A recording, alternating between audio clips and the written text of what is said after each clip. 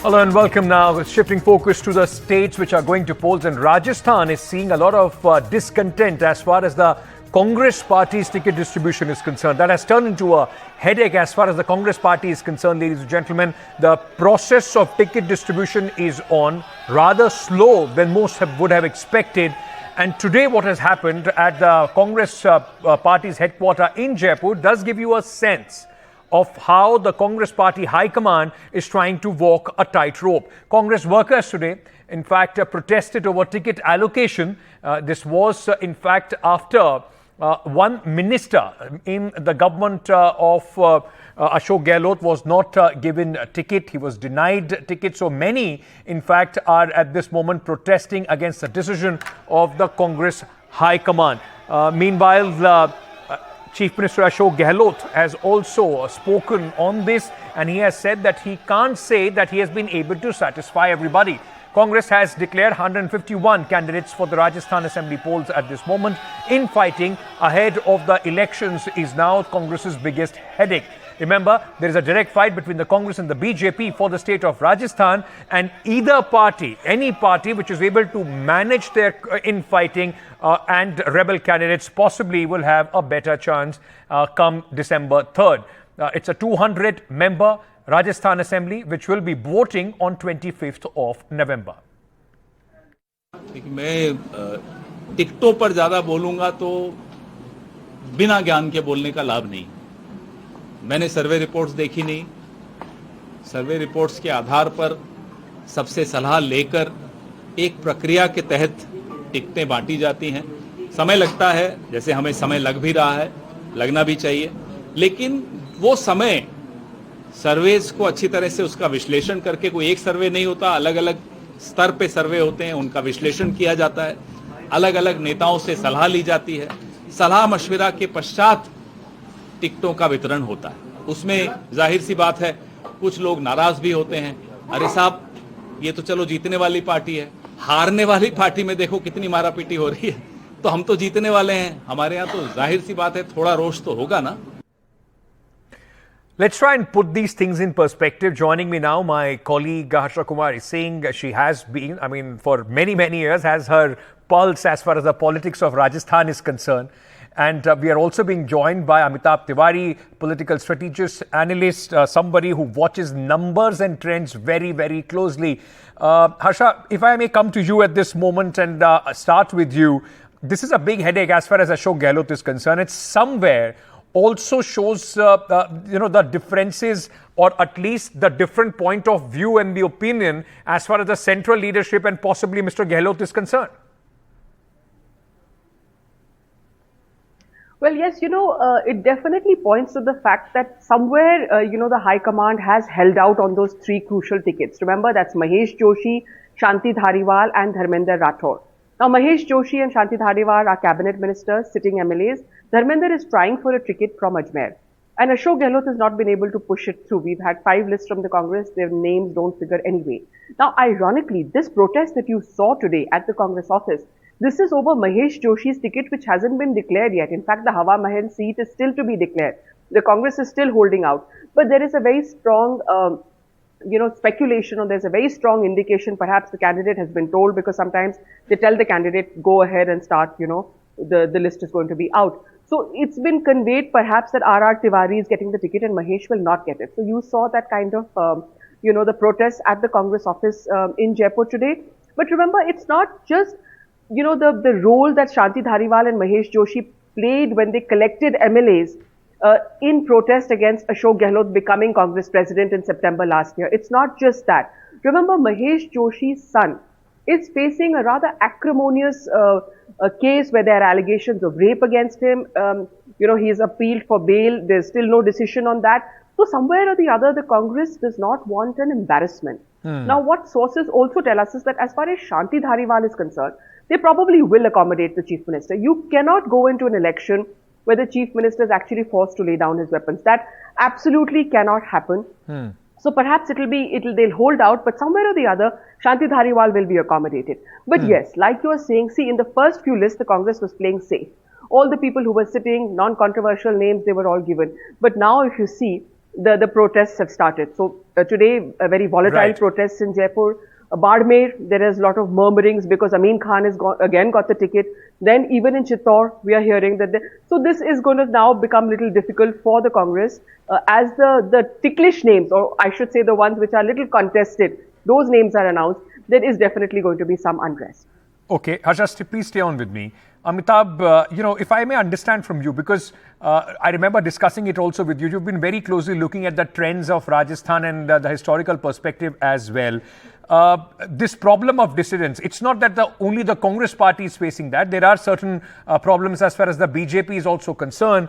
How do you see this building up? The ticket distribution, possibly the single most important factor, because I remember you telling us that in Rajasthan, in a state like Rajasthan, a big number of voters vote for the candidate.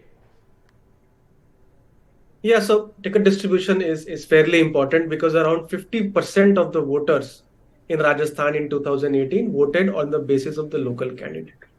Now, both the parties are facing issues. However, if you see in Rajasthan Congress, the number of MLAs who have been denied tickets till now is fairly less compared to, let's say, a Chhattisgarh Congress. In Chhattisgarh, they have denied tickets to almost 30% of the sitting MLAs.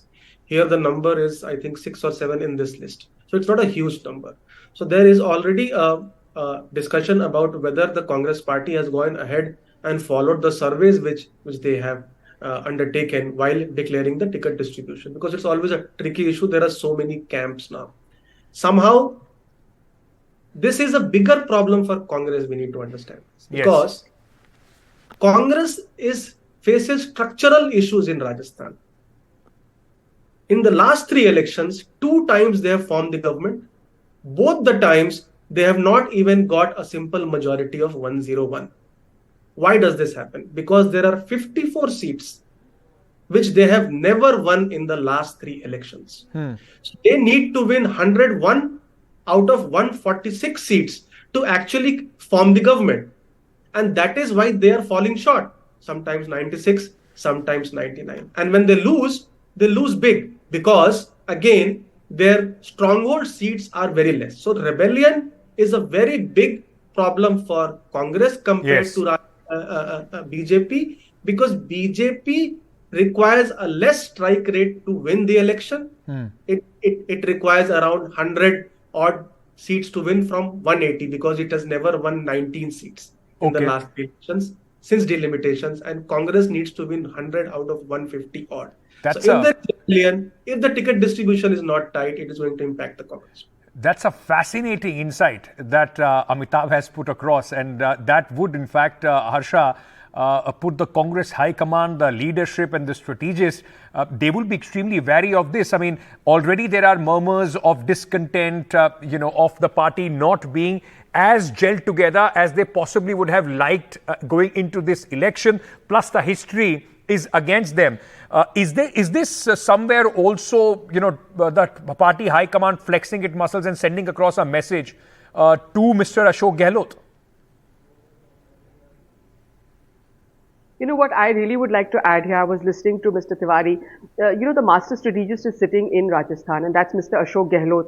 And last time, I think somewhere, if you notice, there were also 12 independents who were supporting the Congress from outside. And who were these 12 independents? All Ashok Gehlot's men. They've also been given tickets this time. So it's very interesting.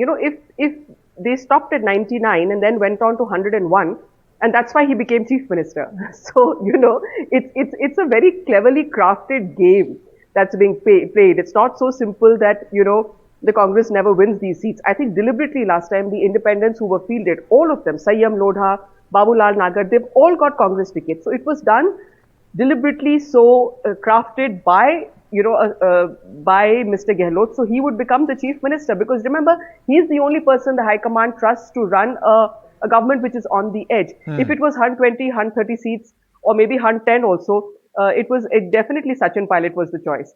So, it's not so simple as the High Command flexing its muscles. See, the High Command realizes one thing: they cannot do without Ashok Gehlot. The social welfare pitch is his. They've gone into this election with his face. with his social welfare pitch. In fact, they're replicating that social welfare pitch. It was replicated in Karnataka, even in Chhattisgarh. You see the kind of promises the Madhya Pradesh Congress is making those promises. So not only flexing its muscles, but yes, probably trying to do a tightrope walk, because remember Sachin Pilot's statement that we will decide who will be Chief Minister once the results come in. So Sachin has also been promised something. In fact, there are already murmurs in air that Mr. Gehlot, whosoever, at least the rebel candidates, many of them may find other political parties, including the Aam Aadmi Party, being given tickets. So that also in the workings as of now. But Amitabh, you explained it very well about the strong seats and for the BJP and the Congress Party. But why is it, as a strategist, if I may ask you, why is it that we have seen that for the Bharatiya Janata Party at this moment, it becomes very easy for them in terms of, completely a large number of MLAs are dropped. They are able to, we've seen that in Gujarat, how the cabinet was completely changed. We have seen that in state after state, they drop MLAs to try and curb the anti-incumbency. Why is the BJP in a position to do it while the Congress finds it difficult? Because it's a cadre-based party, and the cadre is aligned to an ideology. In Congress Party, the cadre of any seat, any Vidhan Sabha, is distributed between top 4-5 leaders. So when one person gets the ticket, what happens is the cadre, which is loyal to the other 4-5 leaders, just goes silent and does not normally work for the party in many seats across India. Whereas in BJP, the cadre is tied to the ideology, which is Hindutva, which is Ram Mandir, which is UCC, which is Article 370, which is nationalism, Vishwaguru development, etc. Correct. So the cadre is aligned to an ideology. So while there are camps, once the candidate is announced, normally, I'm not saying in Rajasthan BJP, we are not seeing these issues, but normally the percentage of workers are more aligned to the ideology, and hence after a ticket distribution, they normally work for a party, in comparison to Congress. And that is why we see that the BJP is able to change the entire cabinet, chief ministers across states, and there is not even a single murmur from these individuals across the states. Because they are also winning votes on the party symbol and the leadership. Very, very important. Fascinating this election is going to be. Harsha from the ground and Amitabh will keep joining us to give us the perspective and numbers as it develops to this fantastic semi-final on the road to 2024. Thank you so much at this moment, Harsha and Amitabh, for joining me on this discussion.